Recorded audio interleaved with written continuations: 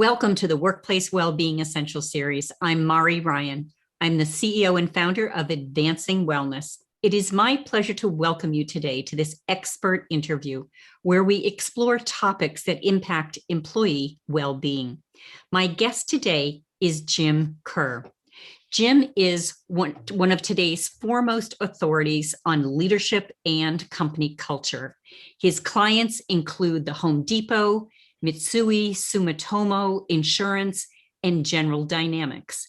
These companies to this day use his vision, story development, organizational design, and culture transformation theories. His work is featured in a variety of business magazines, including Fast Company, Business Week, and Bloomberg. Jim's sixth book, Indispensable. You can see my little notes here. The subtitle, Build and Lead a Company Customers Can't Live Without. This was published earlier this year. And Jim holds business degrees from both Bentley University and Rensselaer Polytechnic Institute. Jim, welcome. It's so exciting for me to have you here today. Yeah, Mary, it's great to be here. Really appreciate the opportunity to talk to you and share some ideas with your audience. Fabulous. Well, let's dig into our topic today. So we know that organizations have had a lot of challenges on their hands in the last year. And as employers prepare for the post-pandemic world, there's still going to be many more changes that they're going to have to take into consideration and plan for. So in today's conversation, we're going to talk a little bit about some of the strategic aspects of thinking about people in organizations and how we think about those employees. I'm curious, and so in your work with organizations, helping them develop strategies to create organizations that build strong customer loyalty, how do you guide your clients to create an employee experience or that employee value proposition, if you will, to become and to be sustainable at being indispensable? That's a terrific question, Mari. And I will say this, the biggest thing that we can do as leaders in cultivating a culture where staffers feel like they're really part of something special is to first articulate a vision that vividly describes where you want to bring your organization. And you've got to, of course, include in that story a lot of critical details that show staffers how they will be successful by helping you achieve that vision. So you want to make sure that you've got elements around creating new opportunities, development opportunities, strength in the community, the whole notion of resilience and so on should be baked into your company vision story so that, like I say, staffers want to be part of that and want to make it happen, not only for you, but for them.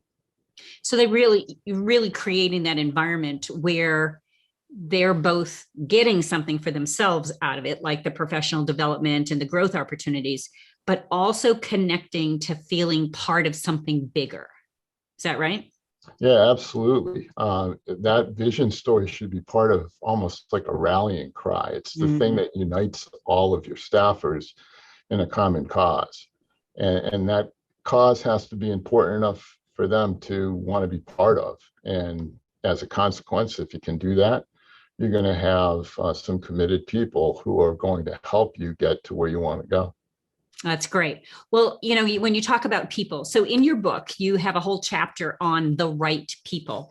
And yet in that chapter, you talk about customer first is the most important value.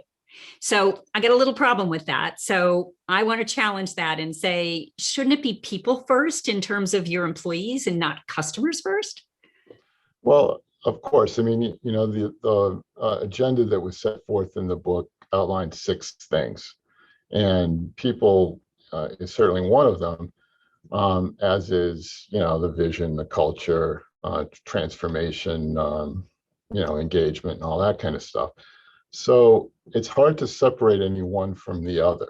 The book's focus, of course, was how do you create a company that customers can't live without? So really satisfying the customer and making them feel like you're the best provider of choice available on the planet is absolutely critical. So yes, I said in the book, customers first, but of course, people first, culture first, vision first, all the main elements that were brought out in the book have to be sort of equally covered and equally committed to in order to create an indispensable business. Well, I figured you couldn't do it without your employees, so they got to be high on that list in there somewhere. Sure. So Right. that's Right. great. Good. Absolutely. So I know that you've been writing a lot of late about the topic of resilience, and in both from the organizational and from the individual perspective. And I'd like to explore that a little bit. Tell us a little bit about your thoughts on this concept of resilience. Sure, and particularly during the times that we find ourselves in, it's been incredibly challenging with a worldwide pandemic and trying to keep everyone's spirits up and focused on doing the work at hand and so on. So resilience becomes even more important than it ever was. Now, I've been writing about and talking about helping clients build resilience programs far before there was a pandemic. Right. But the pandemic definitely amplified the need for this kind of thing to be weaved into your company's culture. In regard to the way I would suggest people think about it, is it's not sort of a single thing. Rather, it's related to making sure that staffers are taking care of themselves physically. Mm. There's a physical element to it, mentally, spiritually. And what I mean by that is they need to feel like they're part of a community, and they can find satisfaction in the work by being part of the community.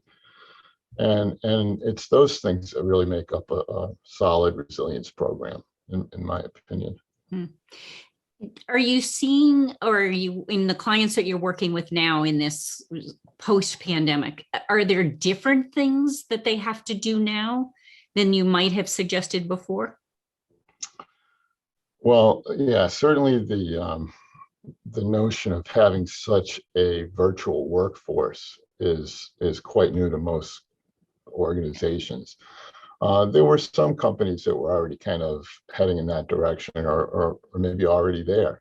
But the clients that I've been working with, that was sort of the exception, not the norm. Mm-hmm. And now with the pandemic, it's become a norm, at least for the last year or a year plus. And as a result, I think leaders need to work even more deliberately to forge that sense of community, because I think it's really easy to feel disconnected when the best we can do is talk to each other through a computer. Right. Right. Absolutely. Well, let's explore this topic. The work from home, work from anywhere, is really the workplace of the future, especially in office settings, which is typical of the clients you and I both work with. From the work that we're doing, we know that this sense of community, culture are all essential to create thriving organizations. What do you see as the implications in this work from home, work from anywhere setting when it comes to organizational culture? Well, I guess I'd say a couple of different things. First, let me sort of react to the idea of, is this going to be a permanent fixture in the future? I know a lot of folks are saying that. A lot of thought leaders have that opinion. And Mari, it might even be yours. I don't know. But I push back on that notion. I think temporarily, as we start to move into a more normal setting, that there'll be that sort of model in place. But I think there's huge implications, particularly for someone who's early in their career, that will miss out on the opportunities to be coached and mentored if they stay virtual. Think about our own careers and how we were probably personally developed by several mentors over the course of our careers. I know I've got 2 or 3 that I can call off the top of my head who made a huge difference in getting me, well, right here in front of the camera talking to you today. And I think that that's the thing that will suffer potentially for people who are early in their careers. Additionally, if you think about it, if we're staying in a virtual world, if you will, for the next several years, Mhm. will someone who just got hired out of college be prepared to inherit a supervisory role? Mm. Right. Probably not. So my guess would be that it'll continue like this, and we'll have hybrid models and things into sometime into the near future. But I think eventually there'll be a need to get people back together in office spaces again. So that'd be the Mhm. first thing. Then the second thing, culturally, in the short term, if you had a good culture, chances are you still have a good culture, even though it's gone virtual. If you've had a culture that was a little spotty, that was weak in places, this virtual model hasn't helped that. It's probably gotten worse. So huge implications for what we've been going through the last year plus on the culture of companies. Yeah, it's interesting because I think your comments about the early career individuals in particular, we don't have the same opportunities to develop and nurture our social networks within Right. organizations when we're, in situations that we're working remote. So in the, I mean, the jury's still out. Is this going to be the long term? I hear stories every day. I heard one this morning about, two people who gave up their home and they're living on a sailboat and traveling the world, and that's where they're doing their jobs from. So people are making lifestyle choices in order to, be able to, and finding their jobs that will accommodate those lifestyle choices. But whether you can do that in an early career or not, I think you may have some good points there. Yeah. Yeah, and even someone who's really experienced, if they're really going to be fully remote, they're not going to be able to contribute in the ways that they maybe should in developing the next generation of leaders. So, yeah, it sounds great to be on a sailboat. In fact, my wife and I spent some time on a houseboat last year as a little getaway. Um, it's a great concept, but again, I don't know if it's really a long-term prospect. Mm.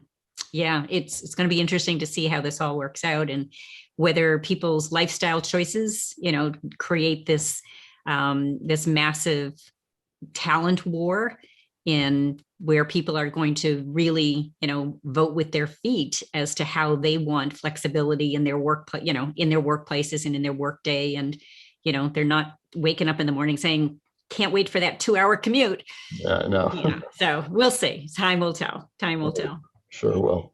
You mentioned a couple of times connection and community. And these are core elements of our well-being. And certainly they're core elements of the workplace, when we think about culture.